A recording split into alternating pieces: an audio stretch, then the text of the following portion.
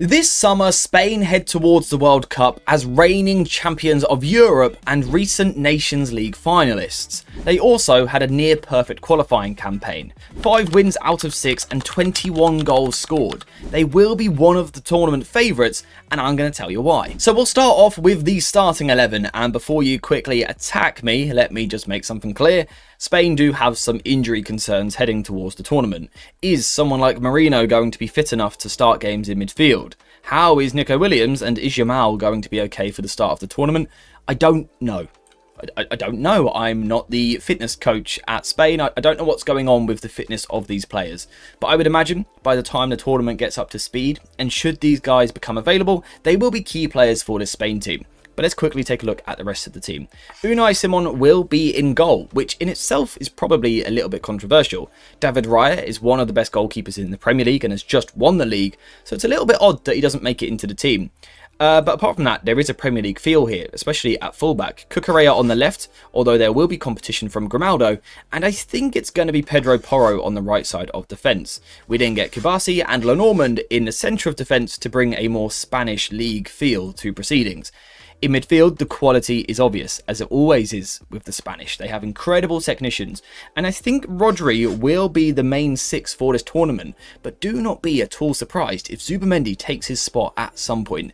They're both sort of fighting for the same spot, just like they did in the Euros final 2 years ago. In front of them, Pedri is one of the best midfielders on this planet, and he will be hoping to really implement his quality and sort of stamp his authority on this tournament. He will be hoping that this is the year that he makes his claim as an all-time central midfielder. He's certainly got that much talent. Now he needs those moments, and this summer he will get that opportunity. Alongside him, I think the ideal world for the Spanish is to have Merino, a more physical presence who can go further forward, but I don't think he's going to be fit, so it's going to be someone like Olmo or Fabian Ruiz. Don't know who's in the squad at the time of recording, by the way, but I think it might be Olmo that plays some of these games in the Spanish midfield 3. Then you've got the front 3. Nico Williams on the left, once fit and firing, he'll be fine. And we saw it at the Euros, what an electrifying talent he is. He hasn't had the best season for Bilbao this year, but in a knockout competition, he will be one of the danger man, as will Oyarzabal and Lamine Yamal, one of the best players on the planet already, maybe the best. Once he's fit and firing, Spain will fly. Now, this Spain team will have a very Spanish feel to it. Not exactly a surprise, but they play like traditional Spain teams do. In their qualifying campaign, they averaged 70.5% possession, which tells you two things. Spain are very much still Spain and will look to play in the same way with the ball, but also that their qualifying campaign was a little bit too easy for them. They weren't really challenged, but the way that they will play became very apparent. It'll be 2 centre-backs on the ball, and then it'll be full-backs either side of the 6. Then we've got the 2 8s. I think Pedri and Olmo, but we'll see. But 2 extremely talented, gifted footballers, and they're going to be crucial for everything that Spain do this summer, and then of course the front 3. In terms of the way that Spain are playing, I mean, we just know, as I link some of these players together and sort of chain them about, we just know that there's going to be triangles absolutely everywhere in this Spain team. I can just click on the players and the triangles are so obvious. Expect to see triangles just all over the place for the Spain team. Lots of connectivity. We're not going to see Spanish players that are situated 40 yards away from each other.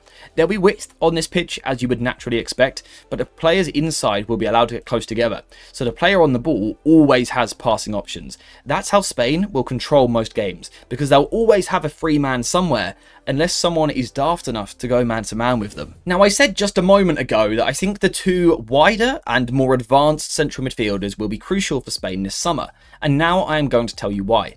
And that's because they will play with a slight freedom to their game. So a lot of this Spanish team is somewhat fixed. You know, Porro will stick on the right-hand side over here. Yamal will operate in this sort of zone, Nico Williams over here. But the 2 wider central midfielders are given a little bit more freedom to roam about the pitch.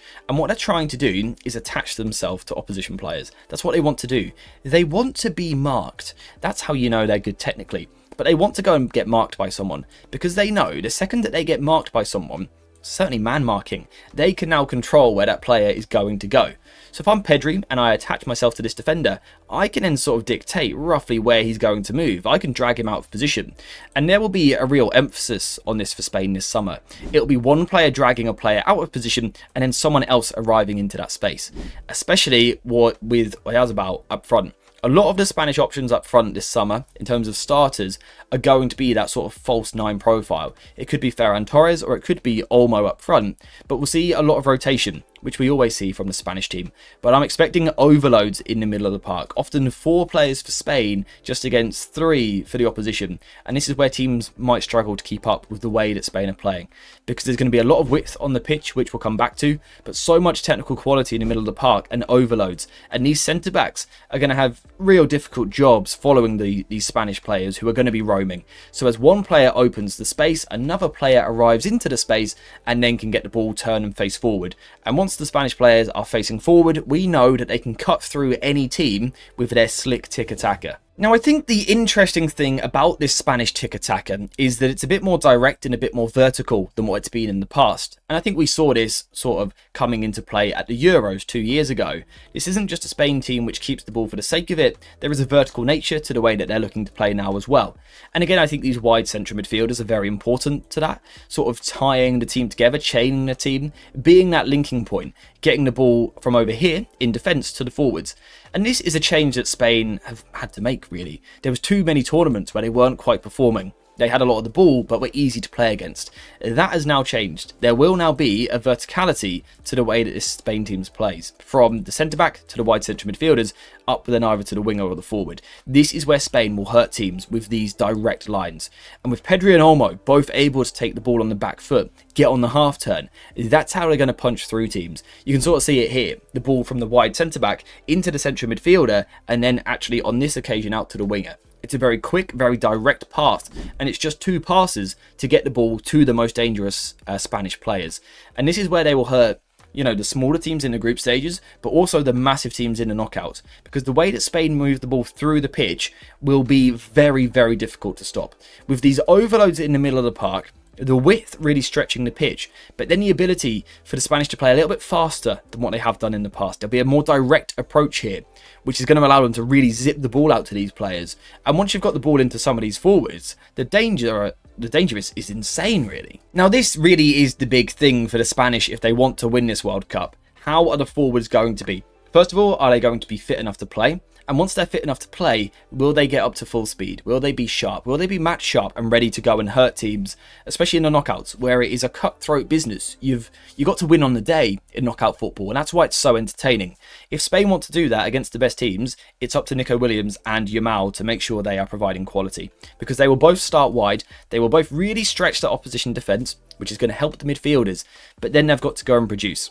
At the Euros, we saw that they were 2 of the best 1-versus-1 wingers in the world. And the great thing about them is that they can go both ways. So Williams can pick the ball up and he might go down the touchline, or he's going to come inside. And for this fullback, that becomes so difficult to predict and even harder to try and stop. And then there's Yamal. You could put 2 or 3 players around him and you're still going to struggle to stop him. And again, that 1-versus-1 ability to take this guy on is something that Spain will really look for this summer. So these guys have got to be fit. I think it's also worth looking out for the late sort of arriving runs from the 2 Spanish fullbacks. Now again, there's a little bit of uncertainty over who's going to start in these positions. Is it Cucurella? Is it Grimaldo? I'm not too sure. And there's options on the right side as well. But look out for these deep Spanish players, the fullbacks, making these runs forward off the ball. Either overlapping so that Yamal can now come inside, or underlapping so that Yamal can go wider. The Spanish will often get themselves 5 players on the front line. And with most teams setting up with a back 4, again, Spain will have overloads. So again, this summer, the story for Spain will be about having a lot of possession, technical and tactical overloads all over the pitch, lots of players in the middle who are very comfortable on the ball, some very tricky, pacey, terrifying wing play, but also a much more direct approach than what we saw perhaps 8 years ago. A Spanish team which will move the ball through the thirds very, very quickly at an alarming rate. They will just cut straight through teams like a knife through butter.